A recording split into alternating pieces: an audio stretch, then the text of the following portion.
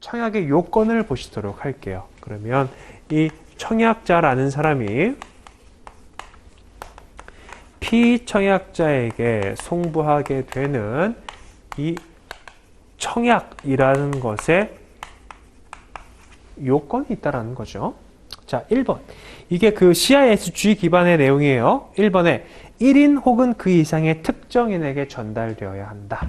이게 무슨 얘기냐면 1인 또는 그 이상이라고 하면은 이게 지금 영문을 그대로 번역해 놓은 거기 때문에 1인 또는 그 이상이라고 되어 있는데 우리 정확하게 하면은 1인을 초과한다 라고 해석해도 괜찮겠죠. 어쨌든 뭐 그게 중요한 건 아니고 꼭 한 명뿐만이 아니라 여러 명이 돼도 괜찮다라는 거예요. 대신에 중요한 건 뭐냐? 특정인에게 해야 된다라는 거예요. 우리 이메일로 스팸 메일 오는 거 보면은 꼭 나만을 위해서 보낸 건 아니죠. 그냥 이메일 주소를 어떻게 쭉 리스트를 따가지고 다 보내는 거잖아요. 불특정인에게 보내는 거예요. 그런 것들은 청약이 될 수 없다라는 겁니다. 왜냐? 청약은 확정적인 의사표시니까. 그래서 요거 특정인이라고 하는 게 좀 중요합니다. 몇 명이 되든 상관없어요. 2번에 계약을 체결하려는 제안이어야 한다. 우리 앞에서 보셨던 거는 승낙이 있게 되면은 그 청약 내역은 구속된다라고, 계약이 구속된다라고 배우셨죠. 그래서 계약을 체결하고자 하는 제안이어야 돼요. 3번에 물품, 수량, 가격의 세 가지 조건이 나타나야 한다. 이게 청약을 확정적으로 만들게 되는 세 가지 요소입니다. 4번에 승낙이 있으면 그것에 구속된다는 의사를 나타내고 있어야 한다. 그래서 일반적으로 청약의 요건을 물어볼 때에는 이렇게 네 가지를 언급을 하게 됩니다. 그래서 그 아래 네모 박스에 보면 CISG 14조 1항이라고 나와 있죠. 영문에. 거기를 한번 살짝 볼게요. 뭐 어차피 우리가 법규집에서 다시 보실 거니까 간단하게만 보면 A proposal, 이건 제안이죠. For concluding a contract, 계약 체결을 하고자 하는 제안이에요. Addressed, 전달이 됩니다. To one or more specific person, 즉 특정인에게 제시가 되는 거죠. 이 제안은 뭐예요? Constitutes an offer, 청약을 구성한다. If it is sufficiently definite, 충분히 확정적이거나 and indicates the intention of the offerer to be bound in case of acceptance. 승낙이 있는 경우에 청약자는 그 내용에 구속된다라는 내용들을 표시하고 있으면 지금 여기 청약의 요건 1, 2, 3, 4를 본 내용들이 쭉 나오고 있죠. A proposal is sufficiently definite. 지금 보셨던 두 번째 줄에 나와 있는 sufficiently definite에 대해서 정의해주고 있습니다. 이 충분히 확정적이다 라고 하는 것은 만약에 it indicates the 굿즈, 물품, 그리고 쭉 넘어가서 makes provision for determining the quantity and the price. 뭐예요? 물품, 수량, 가격. 아까 전에 2번에 동그라미 3번 세 가지 조건 나와 있는 부분이 있죠. 물품, 수량, 가격. 그거에 해당하는 내용이다 라고 보시면 됩니다. 그래서 이런 내용들이 있어야지만 청약으로서 볼 수 있다라는 거예요. 자, 그 다음에 3번 청약의 유인 부분을 한번 볼게요. 청약의 유인이라고 하면 일단은 청약은 아니죠. 청약의 유인이다.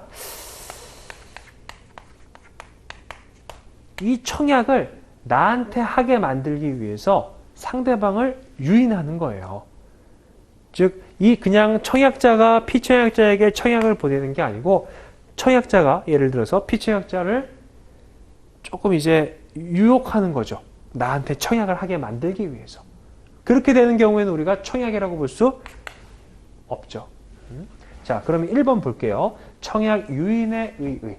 상대방이 청약을 하도록 유도하는 계약 체결을 위한 예비 행위나 예비 교섭의 의사표시로 상대방이 이를 수락하더라도 계약은 성립되지 않는다. 왜 그럴까요?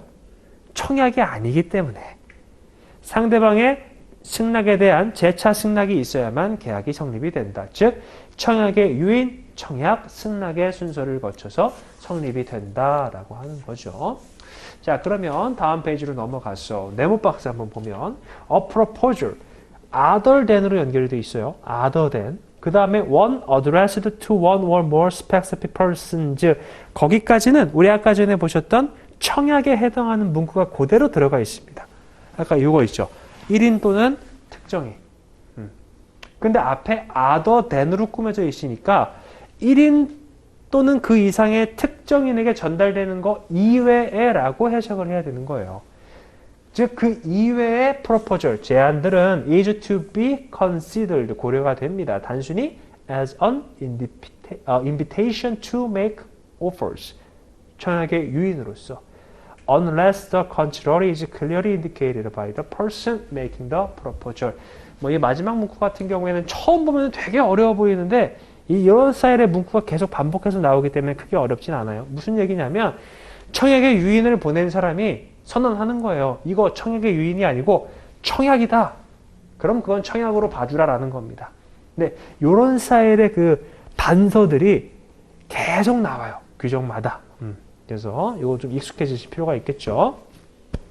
자, 그러면 우리가 이 청약의 유인을 계속해서 얘기를 했는데 청약의 유인의 종류에는 그럼 어떤 것들이 있느냐 한번 보면 1번에 확인 조건부 청약들, 우리가 조건부 청약은 조금 이따 보실 거고 2번에 정찰제 상품 진열 이런 거예요. 그 마트에 가게 되면 이렇게 물건들이 쫙 진열이 되어 있고 이렇게 선반이 있죠. 그 다음에 여기에 이 물품에 대한 가격이 10,000원이다. 이런 식으로 이제 붙어 있어요. 그래서 이걸 들고 가갖고 계산대에 가요. 근데 갑자기 계산대에서 물건 안 팔겠습니다. 라고 할 수도 있죠. 이렇게 가격표를 보여주는 행위는 뭐예요? 청약의 유인이라는 거예요.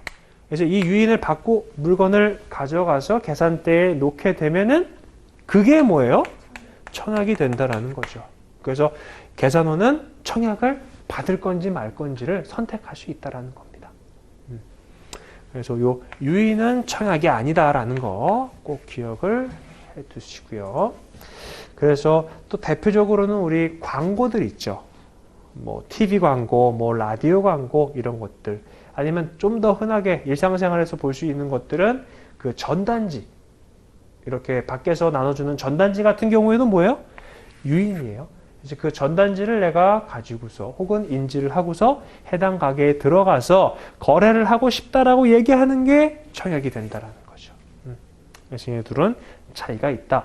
그래서 이 문구는 다시 보실 거긴 하지만 얘네들이 지금 청약의 유인 같은 경우에는 앞에 other than으로 연결되어 있잖아요. 그래서 이 규정상 구분할 수 있는 가장 쉬운 방법이 프로포저를 얘기하면서 그 다음에 other than이 나오는지 그렇지 않은지가 가장 핵심 포인트라고 보시면 됩니다.